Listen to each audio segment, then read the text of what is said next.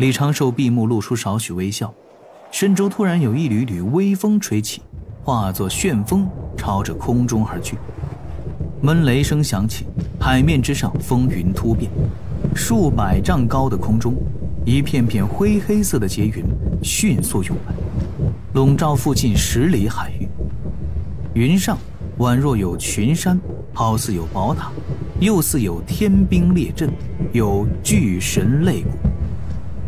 结云呈现诸多异象，下方结云却开始缓缓旋转，远远看去像是在形成一道海龙卷，但这道海龙卷只凝成了一半，其内雷光大作，电闪雷鸣。李长寿在礁石上慢慢起身，震了震衣袍，随手一点，12只法爷鸟笼已经在身周展开，几样丹药已经在袖中备好。道躯上下蕴着青光，元神之力完全凝聚。吐出最后一口浊气，李长寿抬头看向上方，而后恭恭敬敬地做了个道揖，用的是最正统的远古之礼，又朗声道：道门弟子今启苍天，感念苍天落下成道之劫，弟子诚心领受，立自身之道，成无忧之先。若天劫落下，弟子无法承受，生死道消，自是弟子之道不足与天地同寿，心无怨言。大道明明，天道正正，谢天道关怀，降成仙机缘。结云似是在回应，又似并未听到李长寿所说的这些。天劫之威没有任何变化。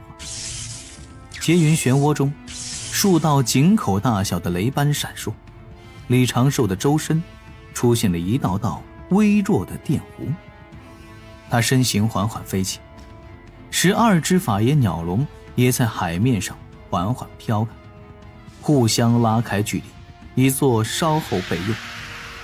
当李长寿飞到9丈高处，3只银色雷斑同时闪耀，爆发出一条条电光银蛇。这些雷霆在居中的位置汇聚成磨盘粗细的雷光，对着李长寿当头劈落。李长寿的灵觉并未感知任何危险，却依然将自身浑身法力补给运在全身各处。道躯散出了微弱的毫光，随之被雷霆淹没。第1道雷威力就与师父渡劫时的第3道雷大概持平，自己的天劫果然不可大意。雷霆尽数被李长寿挡下，他抬头看向空中，随之便静心等待。刚才这雷霆的劈后感，痒痒的，麻麻的，一缕缕仙灵之气已经在自己体内酝酿，元神也浸泡在雷光之中，意外的还挺舒坦。怎么师父渡劫的时候那么痛苦？是因为没感谢天道的缘故吗？李长寿心底带着这般疑惑，感受着自己刚经受的第2道天劫，分析着大道之力刚才对自己的冲击过程。应该不是因为渡劫前感谢不感谢的，天道至公无私，自己刚才只是抱着无功无过的心态试了试，这本身应该是没有什么效果的。之所以前2道雷感觉还挺舒服，纯粹是因为这前2道天劫尚不能对他造成实质性的伤害。这道理其实也不难理解，可以想象一下，就如同不同的客人去青楼戏耍，被同一个姑娘喊着哎呦怎么才来呀，就这么撒娇的打了一下。因为专业素养，姑娘撒娇打人的力道是相同的，但是根据客人身虚的程度不同，客人的感觉也就不同，大概就是这样的情况。第3道劫雷在头顶酝酿，李长寿的心底却泛起了许多感悟。之前2道天雷像是将他面前的一扇大门劈开了一条缝隙，已经看到了一个玄妙且深邃的世界。这应该是大道或者天道在不断跟自身的道进行碰撞的缘故。莫非这便是飞升的契机？砰的一下，海面被雷声震出了一层层涟漪。雷声中，数道雷斑闪耀，又是一道粗壮的雷霆砸落。李长寿身在半空，被雷霆压下3丈，身形却再次稳固，将砸落的雷柱抵挡了大半。一道道雷霆在头顶上方分裂，朝着海面各处劈落。还好那12只法爷鸟龙离这稍远了一些，不然恐怕此时就要阵亡几只了。这次的天劫有些伤害了。李长寿看着自己手中的一缕长发，还是被伪装后染成灰白色的长发，心底略微安心了一些。自己的天劫跟其他炼气师的天劫没什么不同，他身上的道袍也出现了一缕焦黑。在渡劫之前，他已经清理了身上所有金属材质的物件，而道袍上出现的这一缕焦黑，是刚才一块装饰玉珠炸裂所导致的。此时李长寿浑身上下依然闪烁着细小的电弧，一缕缕仙灵气息在他的手臂肩膀处汇聚，道躯头顶已经有差不多指甲盖大小的一部分开始化作仙躯。他回到了9丈高的高度，浑身法力与此时已有的仙灵之气同时被调用，等待着第4道天劫的降临。上方的漩涡中出现了一声声吼叫，劫云不断翻涌。劫云再次出现了种种异象，像是几十只凶兽被锁在了劫云中，欲要挣脱束缚，冲下来吞了李长寿。逢三而变，天劫要起变化了。李长寿的右手多了一只生着铁锈的简陋刻刀，但他稍微犹豫，将刻刀收了起来，继续以肉身、元神、法力硬扛天劫，让大道与自身之道继续碰撞。他需要这种碰撞。此前的那扇被打开了缝隙的门已经被推开了一小半，他已经看到了诸多前路美景。元神沉浸在雷霆之中，陷入了某种玄妙的状态，甚至开始吸纳那些细小的雷弧，进行自身的蜕变。这些状态表明，李长寿只需要撑过天劫，就必然会迎来飞升。只是现在飞升的幅度应该还不算太大，要看接下来的几道雷劫，他是否能有更大的机缘。上方漩涡中出现了6只井口大小的雷斑，雷斑按6芒星方位排列，其内隐隐有一只白虎的面庞。下一瞬，白虎怒吼，雷霆爆发，汇聚而成的雷柱再次砸落，第4道天劫悍然落下。那充沛的大道之力伴随雷光冲击而下，李长寿闷哼一声，身形再被压下数丈。几百里外的海岸上，一群渔民朝着此地远远眺望，不少人已经开始对着此地叩拜祈福。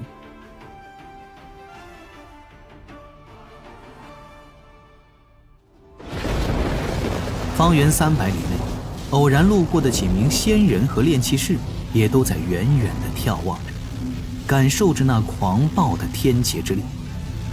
谁会在这种地方渡劫？好厉害的劫云，笼罩10里之地，莫非会有传闻中的8道雷霆？遇人渡劫自然是要远远避开，免得自己被天劫误伤。雷光消散，李长寿的身形再次飞到半空。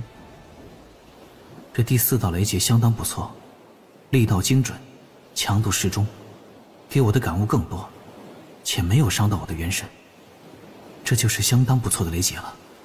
接下来的第5道、第6道，如果都是这般，那就十分不错了。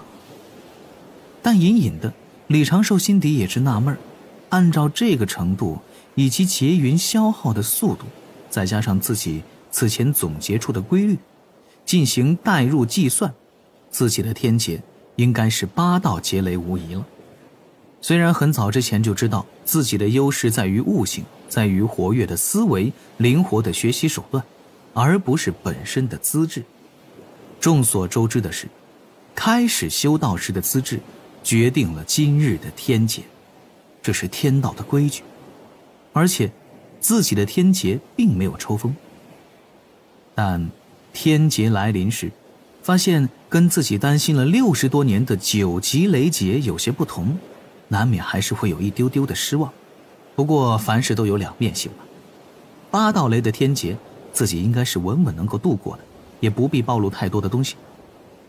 更难得的是大道跟自身之道的碰撞，让自己得了许多的益处，稳稳地看到了更多的境界，心底生出了海量的感悟。多飞升一点也是好的。第5道雷劫落下，李长寿全心抵挡，身上的仙灵气息越来越多，额头出现了七彩光芒，这是开始加快蜕变为仙躯的标志。而后第6道、第7道，自远处眺望，那劫云不断的翻涌，其上浮现出一只只上古凶兽，展翅欲飞的穷奇，浑身灰色火焰的麒麟，肚子上一张大嘴的饕餮，浑身长刺的桃物，林林总总，总共32只凶兽轮番出现在劫云之上。这些凶兽每次对撞都会爆发出一道巨大的雷柱，劈砍着下方那道悬浮在半空的身影。千里之外，待徒弟访友而归，要去南海仙岛的一名老道略带狐疑地看向李长寿渡劫之地。这老道手中掐指推算，目中金光闪烁，有些错愕地道了句：那是传闻中排行第4的天劫，32凶8急8荒照仙劫。一旁灵秀少女纳闷：师父，您怎么了？老道摇摇头：无事。有个修道奇才正要陨落在自己天劫之下。走吧，汉之，这般天劫纯粹是我命中劫数呀。有时资质太好，其实也不是什么好事。像汉之你这般上等修仙资质，今后面对天劫也需要花些心思。言罢，老道带着少女驾云朝南海深处而去。这是李长寿渡劫的整个过程中唯一一个能威胁到李长寿渡劫的仙人。但是这位仙人并未多看，带着自己徒儿以及对渡劫者即将陨落的少许惋惜之情，悄然而走，纯属路过。这其实也是对李长寿渡劫准备工作的肯定，没有枉费他费尽心思找出这般渡劫场所。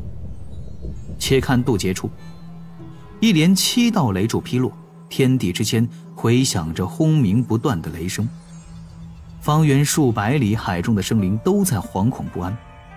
此时距离天劫最初降临尚不足1炷香的时间，空中的劫云体积已经减少了大半，凶兽的怒吼声震耳欲聋，其上32道雷斑在不断的闪烁，酝酿着这次天劫最后一道劫雷。